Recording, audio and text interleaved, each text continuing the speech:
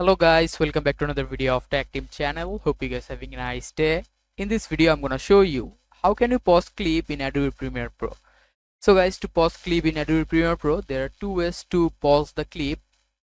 Just click on this clip where you need to pause, just like here, and right click on the clip, and as you can see this option, insert frame hold segment, click on it, and there is a 2-second hold for the pause. As you can see, the 2 second is paused like this, and the video is back again, resumed. And if you want to pause another pause, the another way of pause, just go again in the clip and right click and click on this add frame hold where you need to pause the whole video.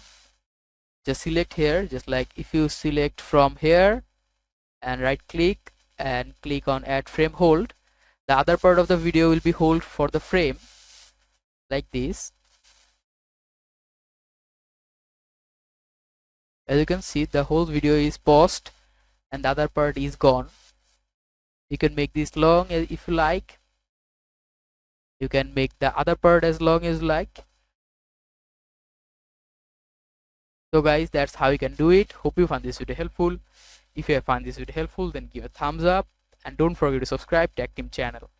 Thank you so much for watching the video.